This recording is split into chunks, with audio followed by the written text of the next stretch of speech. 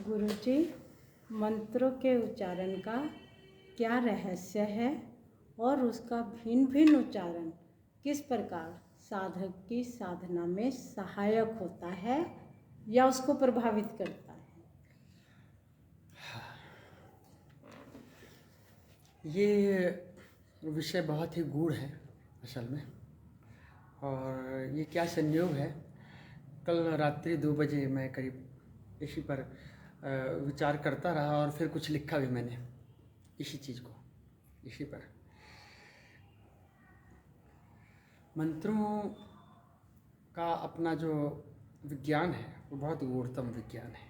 मान लीजिए योग, मंत्र के द्वारा जो योग की प्राप्ति है वो मंत्र योग है। सबसे पहले तो हम ये जान लें कि कुछ लोग कहते हैं कि अधम मंत्र योग, मंत्र योग जो है वो सबसे अधम है। इसका क्या मतलब है? इसका मतलब ये नहीं कि वो सबसे निकृष्ट रास्ता है, सबसे छोटा नहीं।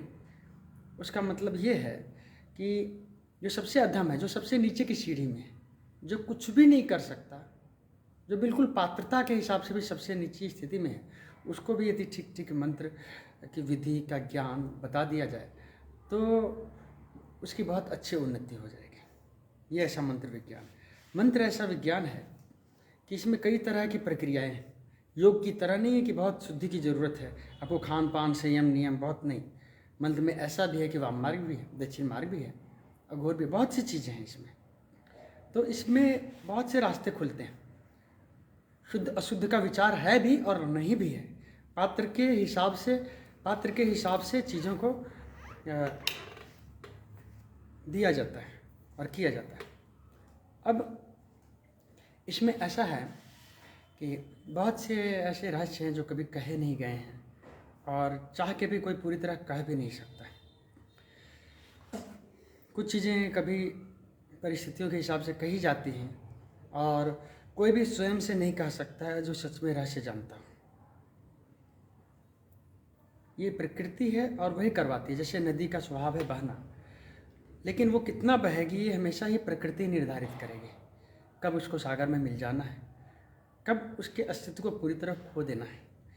उसी तरह कोई व्यक्ति जो कुछ जानता है,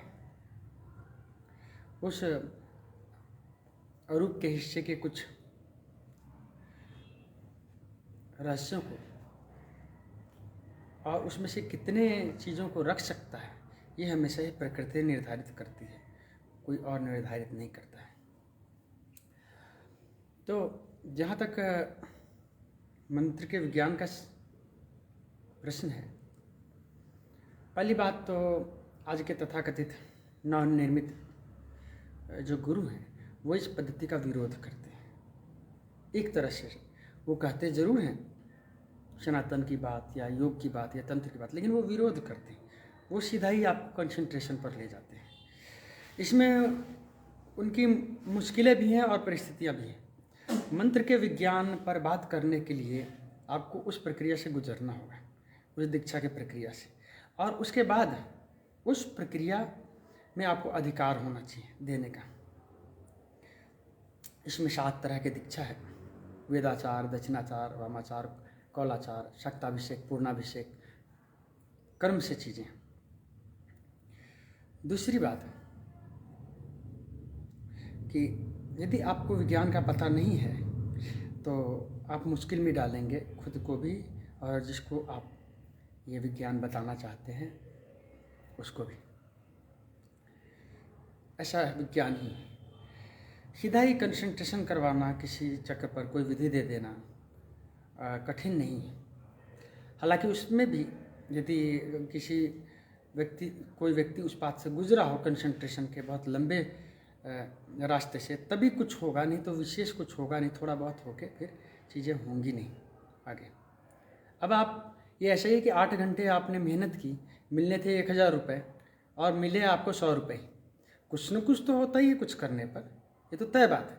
लेकिन उतनी मेहनत में बुद्धिमान व्यक्ति कहता है कि यदि हमें 100 गुना मिल सकती हैं चीज़ें, लाख गुना मिल सकती हैं, और हम श्रम कर ही रहे हैं, तो मूढ़ता है अपनी उस ऊर्जा और समय को अपव्यय करना।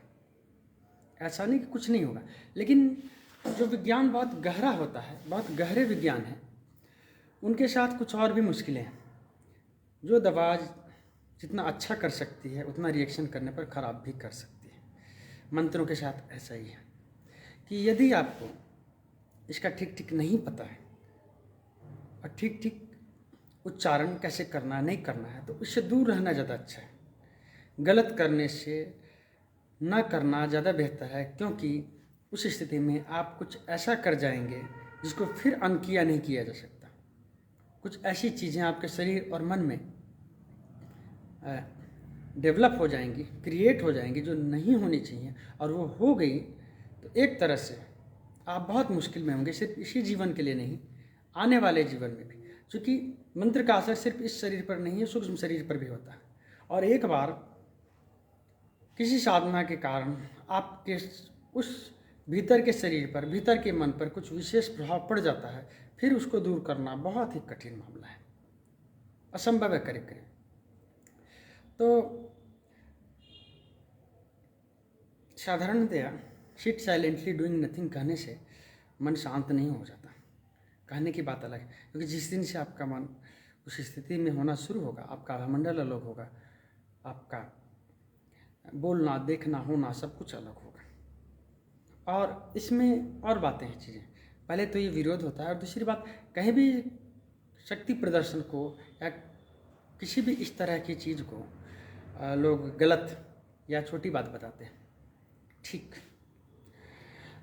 अब यदि आपके पास 1 लाख रुपए हो तो 10 रुपये देने में कोई हर्ज तो नहीं है, लेकिन आप 10 रुपये भी कभी खर्च नहीं कर सकते हैं। नहीं करने में और नहीं कर सकते हैं फ़र्क है।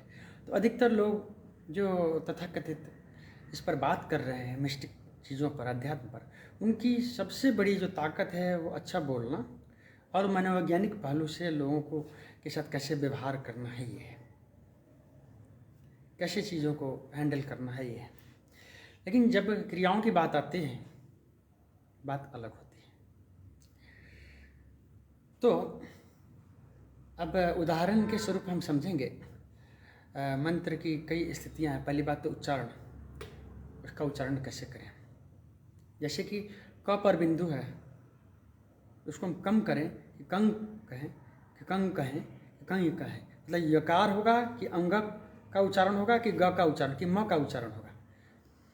अब इसमें अधिकतर लोग कंफ्यूज हैं जो इसका अभ्यास भी करते हैं, क्योंकि पूरे विज्ञान का पता तभी होता है जब आप उस पूरे प्रक्रिया से, मंत्र के एक भी मंत्र की पूरी प्रक्रिया से जब आप गुजर गए हो। पूरी प्रक्रिया तो कभी अंततः होती नहीं, मिल जाता है व्यक्ति उसी में, लेकिन उस स्थिति तक जहाँ तक आप उस रहस्य विज्ञान को सीधा ही समझ सकें, जान सकें, फिर शास्त्र भी उदाहरण बन जाते हैं। ऐसी बात नहीं, कहीं ना कहीं कोई ना कोई चीज़ तो होती है, लेकिन आप वहाँ तक पहुँच नहीं पाते, और पहुँच के भी आप स्पष्ट नहीं कर पाते जब तक आपको वो चीज़ स्पष्ट न कर दी जाए। तो इसमें ऐसा है कि मकार जो है, 2 चीज़ें हैं, एक अनुस्वार है और एक अनुनासिक है। अनुनासिक मतलब नासिका से। तो साधारणतया जब बिंदु है तो उसका मकार का उच्चारण होगा, और जब चंद्र बिंदु हो गया शिव के माथे पर, जैसे चंद्र, थोड़ा सा मैं बहुत ज़्यादा स्पष्ट इस चीज़ को नहीं करूँगा, तो फिर उसका गकार या अंगकार हो जाएगा। उसे वाग बीज, काम बीज, मैं बीज, जो भी आप करेंगे, लक्ष्मी बीज, जिसका भी आप उच्चारण, और उसके विशेष परिणाम आएंगे। अब एक जो इस विज्ञान को जानता है वो समझता है कि इसको क्या देना है, और उस समय में भीतर कहाँ पर किस तरह का ध्यान करना है, किस तरह की ध्वनि का उच्चारण करना है, और थोड़े से ही चीज़ें, और इसको बार बार फिर समझ भी लेना चाहिए अपने गाइड से, क्योंकि हम पता नहीं कब मकार करने लगे, कब गकार, कब कुछ और करने लगे, और उसका पूरा प्रभाव बदल जाएगा। इसमें ऐसा भी है कि यदि मकार करते हैं तो उसका पूरा असर आपके व्यक्तित्व पर अलग होगा। वो ज़्यादा आपको ध्यान की तरफ, समाधि की तरफ ले जाएगा, वो मुक्ति की तरफ ले जाएगा। और जब आप इसके इतर करेंगे तो सांसारिक चीज़ों के लिए ज़्यादा होगा। तो ये भी एक विज्ञान है इसमें। इसके अलावा मंत्र कैसे दी गई है चीज़ें, क्योंकि हम उन सभी चीज़ों का उपयोग करते हैं जिन तत्वों से हम बने हैं। मूलतः 2 चीज़ें हैं, एक है केंद्रित होने की कला, हम केंद्रित कैसे, और एक है उस ऊर्जा को जगाना। अब इन दो चीज़ों को किस तरह से उपयोग किया जाए कि हम जिस डायमेंशन में हैं, जिस आयाम में हैं, उस आयाम से दूसरे आयाम में हम छलांग लगा सकें, हम उसमें प्रवेश कर सकें। तो इसके लिए सारी चीज़ें हैं, इसी के लिए। अब भेद है फिर भी भेद नहीं है ना। गायत्री की बात लें, 24 अक्षर से लेकर 64 अक्षर आदि बहुत सी चीज़ें हैं उसमें। गायत्री मूलतः शुद्ध साधना दक्षिण मार्ग से है, लेकिन जान के आश्चर्य होगा कि विशेष तरीके भी हैं उसी गायत्री, जिसमें मदिरा मांस आदि का भी उपयोग होता है, लेकिन वो सामान्य जन को इसलिए नहीं बताई जाती क्योंकि वो इतने गूढ़, क्षमतावान और शक्तिशाली क्रियाएं हैं कि उसका दुरुपयोग हो सकता है। इस संदर्भ में सभी वैष्णव पद्धतियाँ भी हैं, जैसे राम, गणपति, सूर्य, कृष्ण, हनुमान, इन सब की भी बातें समझी जा सकती हैं। लेकिन सामान्य स्थिति में जिसकी जैसी दीक्षा हो वैसे ही चलना चाहिए। बाकी एक स्थिति के बाद कोई भेद नहीं होता है, और उस डायमेंशन में भी लोग प्रयोग के तहत देखते हैं कि क्या किया जा सकता है और किसका क्या परिणाम होगा। तो इसमें और भी चीज़ें हैं। यदि मंत्र दिया गया है तो मंत्र को चैतन्य किया गया है कि नहीं। साधारणतः आप मंत्र जप करते रहें, किसी साधारण व्यक्ति से लिया है तो उतनी जल्दी एक्टिव नहीं हो, कुछ न कुछ तो असर होगा। लेकिन यदि उसने उस मंत्र को जगाया है, काम किया है उस पर, तो फिर विशेष परिणाम आएंगे, क्योंकि वो जगी हुई है स्थिति में आपको दी जा रही है, और एक खास तरीके से यदि आपको वो बताई गई है, दी गई है, तो वो मंत्र चैतन्य करके, चैतन्य मतलब उसको एक तरह से प्राण प्रतिष्ठा करके समझ, जैसे मूर्ति का हम प्राण प्रतिष्ठा, वो प्राणवान हो गई वो चीज़, जाग गई वो चीज़।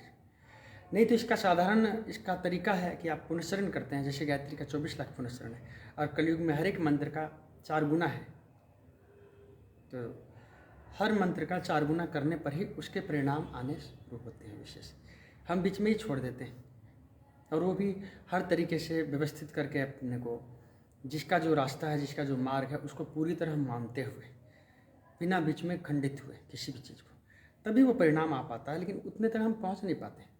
अभी ऐसी है कि जैसे किसी को डायबिटीज़ है और कहा जाए कि कपालभाति इतनी देर करने से, 10 मिनट करने पर या 15 मिनट करने पर ये परिणाम आएंगे, या उज्जयी प्राणायाम करने से आपको थायराइड में असर आएगा, लेकिन 11 बार करना है या 21 बार करना है। तो आपको उस स्थिति को तक पहुंचना होगा। बीच में ही यदि आपने 1 मिनट कपालभाति किया तो क्या आप पर असर पड़ पाएगा? नहीं होगा असर। तो जब तक हम उस चीज़ को ठीक करते नहीं हैं, तब तक फिर वो बात नहीं होती। असल में यहाँ सारी चीज़ें खिचड़ी बना दी जाती है। जो 7वां चार है ना, अंतिम, उसको फॉलो करने की कोशिश। पहले तो वेदाचार से शुरू होता है, पहले तो बिल्कुल शुद्ध चीज़ों से शुरू होता है। ऐसा नहीं कि सीधा ही नहीं, शायद बिरले जिनकी पीछे हो चुकी है चीज़ें। एक अवधूत स्थिति होती है, उसमें न दिशा है, कोई बंधन नहीं, सारा कुछ एक स्थिति होती है जब आपको हर एक मंत्र के उपयोग का अधिकार प्राप्त हो जाता है स्वयं के लिए, और एक स्थिति होती है कि हर एक को देने का भी अधिकार प्राप्त होता है। जब आप कुछ योगी होते हैं, प्रकृति व्यवस्था करती है। लेकिन मुश्किल ये है कि हम समय से पहले छलांग लगाना चाहते हैं। हम सीधा ही पहले से 10वीं सीढ़ी पर छलांग लगाने के चक्कर में हम दूसरी सीढ़ी पर भी नहीं पहुंच पाते हैं, बल्कि गिरकर फर्श पर हम अपने को घायल कर लेते हैं, और फिर हमारी हिम्मत ही नहीं होती। हमें लगता है ये रास्ता है ही नहीं, हमने तो बड़ी ताकत लगाई, छलांग लगाई। नहीं, ऐसा नहीं होता। पहली सीढ़ी के बाद दूसरी आती है, फिर तीसरी आती है। धीरे धीरे करके हम सीधा ही 10वीं सीढ़ी पर छलांग लगाने की कोशिश करेंगे। हम देखते हैं कोई 10वीं सीढ़ी पर सीधा ही पैर रख रहा है, लगता है वो 9वीं पर पहले से। आपने उससे पहले से 9वीं तक की जर्नी करते नहीं देखी, आप सीधा देखते हैं वो 10वीं पर पैर बढ़ा रहा है। तो ऐसा नहीं होता। अब इसके और भी तरीके हैं, रोधन शोधन मंत्रों को जगाने के। तो जैसे जैसे चीज़ें होती हैं, है ना, उस तरह से हम इस पर बात करेंगे आगे भी, जितना सहज होगा बात करना। ऐसे मेरा ये मानना है कि हंसा तो मोती चुगे कौआ दाना खाएगा, है ना। कितनी भी बड़ी चीज़ बता दी जाए, कुछ भी बता दिया जाए, यदि आप पात्र नहीं हैं, आपके पल्ले नहीं पड़ेगा और पड़ भी गया, आप कर नहीं पाएंगे उस चीज़ को। ये प्रकृति दखल दे देती है बीच में, रोक देती है, और समझ बहुत बाद में आती है। तब हमारे शरीर में न ऊर्जा होती है, न समय होती है, न परिस्थितियाँ होती हैं अनुकूल। जब तक आप उस स्थिति में नहीं हैं, किसी भी चीज़ को यदि बता भी दिया जाए, खोल भी दिया जाए, तो आप कर नहीं पाएंगे। सवाल है, बहुत से ऐसे तरीके हैं, बहुत से, देयर आर मेनी शॉर्टकट्स। बात ठीक है वो, लेकिन वो बताई जाती है, कही जाती है उन्हीं को, ठीक है ना, जिनके लिए लगता है कि वो कर लेंगे या ज़रूरी। ये तो मैंने खुद भी देखा है अपने अनुभव से। ज़बरदस्ती बहुत गहरी चीज़ें बताने से और कुछ करने से चीज़ें ख़राब ही हो जाती हैं, वो पहुंचा नहीं पाते कहीं। थोड़ी बहुत ठीक है, चीज़ें होने के बाद चीज़ें बस वहीं तक रह जाती हैं और रुक जाती हैं। तो सबसे अच्छा है उस रास्ते से ही चलना जो रास्ता है, ठीक ठीक, जो रास्ता बहुत तेज़ी से काम करता है। ऐसे ही कि साइकिल से गिर गए तो बस थोड़ी चोट लगेगी, और रॉकेट यदि ऊपर आसमान में गिरे रॉकेट से या फट गया तो फिर कुछ बचेगा नहीं। उसी तरह से ये चीज़ें होती हैं, जितना हायर डायमेंशन उतने ही ध्यान रखने की बात होती है। और यदि आपकी तैयारी नहीं है तो आप एवरेस्ट पर नहीं चढ़ सकते हैं। छोटी मोटी पहाड़ी पर पहले चढ़ के देखिए, आप सांस लेने में आपकी दिक्कत है या नहीं, कोई दिक्कत तो नहीं आ रही। जब तक आप उस चीज़ को नहीं देख पाते हैं, तब तक आपके लिए वो दूसरा डायमेंशन लाभदायक नहीं है, उल्टा आपको डैमेज कर देगा, वो परेशानी में डाल देगा। तो आज मंत्रों पर हमने थोड़ी सी बात करी, है ना, और हम फिर आगे इस राशि पर थोड़ा धीरे धीरे जो जो मेरा मूड होगा, मन होगा, हम बात करेंगे। आज के लिए हम इस सत्र को समाप्त